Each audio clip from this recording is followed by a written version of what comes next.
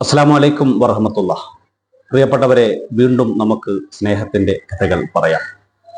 മുഗൾ ഭരണ കാലഘട്ടം ഇന്ത്യയുടെ സുവർണ കാലഘട്ടമായിരുന്നു. മനുഷ്യർക്കിടയിൽ വിദ്വേഷമില്ലാത്ത, സംഘർഷവും പോർവിളിയുമില്ലാത്ത, മനുഷ്യരായി പരസ്പരം പങ്കുവച്ചും കൊടുത്തും വാങ്ങിയും ജീവിച്ചിരുന്ന സുന്ദരമായൊരു കാലഘട്ടമായിരുന്നു അത്. പാനിപ്പത്ത് യുദ്ധത്തിൽ ബാബർ വിജയിക്കുകയും രജപുത്ര രാജാക്കന്മാർ പരാജയപ്പെടുകയും ചെയ്തപ്പോൾ വിറളി പൂണ്ട പക മനസ്സിൽ ഇരുത്തിയായി ആളിക്കത്തിയ ഒരു രജപുത്ര യുവാവ് ബാബറിനെ വധിക്കണമെന്ന് തീരുമാനിച്ചു അത്രേ. അദ്ദേഹം മൂർച്ച കൂടിയ കത്തി തന്റെ അരയിൽ തിരികെ മനസ്സ് നിറയുന്ന കോപവുമായി ബാബറിനെ വധിക്കുവാൻ പുറപ്പെട്ടു. യമുനാ നദിയുടെ സമീപത്തു നിന്നും അദ്ദേഹം ഡൽഹിയിലേക്ക് പുറപ്പെട്ടപ്പോൾ അദ്ദേഹത്തിന്റെ മനസ്സിൽ അദ്ദേഹം കരുതിയത് ജനങ്ങളുടെ ക്ഷേമ തൽപരനായ ബാബർ ചക്രവർത്തി ജനങ്ങളുടെ ക്ഷേമം അന്വേഷിക്കാൻ ഡൽഹി തെരുവുകളിലൂടെ നടക്കുമ്പോൾ അദ്ദേഹത്തെ വധിക്കാമെന്ന ഉറച്ച തീരുമാനമായിരുന്നു അദ്ദേഹത്തിൻ്റെ. എന്നാൽ ഡൽഹി നഗരത്തിലെത്തിയ അദ്ദേഹം കണ്ടത് ഒരു വലിയ ആൾക്കൂട്ടമാണ്.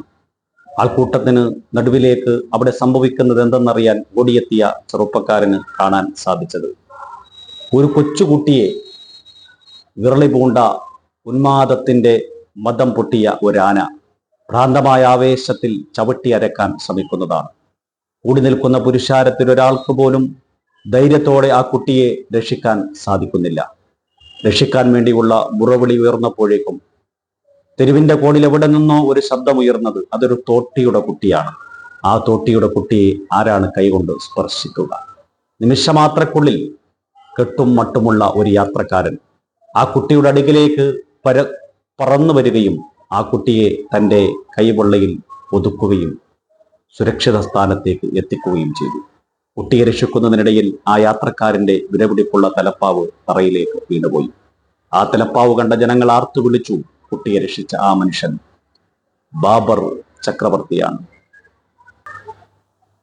ബാബർ ചക്രവർത്തിയെ വധിക്കാൻ വിറളി പൂണ്ട് കോപം മൂത്തെത്തിയ ചെറുപ്പക്കാരന്റെ മനസ്സിൽ മാനസാന്തരത്തിന്റെ അലയൊലികൾ സൃഷ്ടിക്കപ്പെട്ടു. അദ്ദേഹം ബാബറിന്റെ അടുക്കലേക്കെത്തി. അദ്ദേഹത്തിന്റെ കാൽക്കലേക്ക് വീണു. സുമുഖനായ ഒരു ചെറുപ്പക്കാരൻ തന്റെ കാൽപാദങ്ങളിൽ വീണ് വിതുമ്പുന്നത് കണ്ട ബാബർ അദ്ദേഹത്തിന്റെ ചുമലിൽ പിടിച്ച് എഴുന്നേറ്റ് നിർത്തി.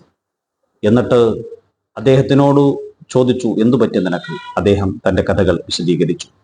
ബാബറിനെ വധിക്കാൻ മൂർച്ച കൂടിയ കത്തി അരയിൽ തിരികെയാണ് താൻ പുറപ്പെട്ടതെങ്കിലും അങ്ങയുടെ ഈ പ്രവൃത്തി മനുഷ്യരെ, പ്രജകളെ, അവരുടെ ഭാവവും കുലവും ഗോത്രവും നോക്കാതെ, മതവും ജാതിയും നോക്കാതെ, ജനങ്ങൾ തൊടാനിറച്ച തോട്ടിയുടെ പുത്രനെ ജീവൻ പണയം വെച്ചും ആനയുടെ കാൽക്കൽ നിന്നും രക്ഷപ്പെടുത്തിയ അങ്ങയുടെ പ്രവൃത്തി എന്നെ വല്ലാതെ ഹഠാതാകർഷിച്ചു എന്ന് ആ ചെറുപ്പക്കാരൻ പറയുമ്പോൾ ബാബർ ചക്രവർത്തി അദ്ദേഹത്തെ വാത്സല്യപൂർവ്വം ചേർത്ത് നിർത്തി.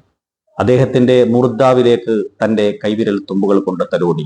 ശേഷം തന്റെ ജീവൻ രക്ഷിക്കാൻ ചുമതലയുള്ള അംഗരക്ഷകന്മാരുടെ പ്രധാന പദവിയും ചുമതലയും നൽകി അദ്ദേഹത്തെ നിയോഗിച്ചു എന്നാണ് ചരിത്രം രേഖപ്പെടുത്തപ്പെടുന്നത്. അവിടെ മതം ഒരു പ്രശ്നമായിരുന്നില്ല. തന്നെ വധിക്കാൻ ശത്രുത പൂണ്ടെത്തിയ വ്യക്തിയാണ് തന്റെ അംഗരക്ഷകൻ എന്നുള്ളത് ബാബറിനെ അലോസരപ്പെടുത്തിയില്ല. രംഗിൽദാസിനെ നിങ്ങൾ കേട്ടിട്ടുണ്ടാകും. ബാബറിന്റെ സഭയിലെ ഏറ്റവും നീതിമാനായ, നീതിയുക്തമായി കാര്യങ്ങൾ തീരുമാനിക്കുന്നതിൽ മിടുക്കുണ്ടായിരുന്ന ഒരു ജഡ്ജിയായിരുന്നു രംഗിൽദാസ്.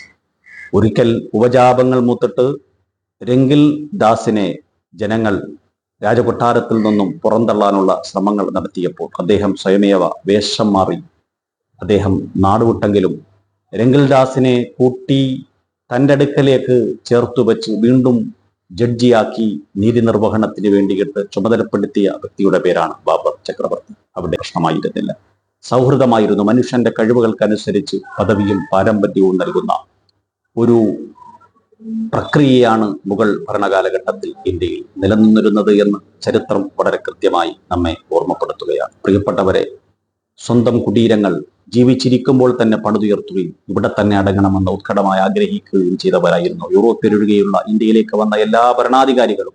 അതിൻ്റെയുടെ സൗഹൃദത്തിന്റെ രുചി അനുഭവിച്ചറിഞ്ഞത് കൊണ്ടായിരുന്നു അവർ ലാഭമില്ലാതെ സൗഹൃദത്തിനും സ്നേഹത്തിനും വേണ്ടി ഈ മണ്ണിനെ ചേർത്തുപിടിക്കാൻ തയ്യാറായി എന്ന് കഥകൾ നമ്മെ ഓർമ്മപ്പെടുത്തുകയാണ്. സ്നേഹിക്കാം, വീണ്ടും കഥകൾ പറയാം.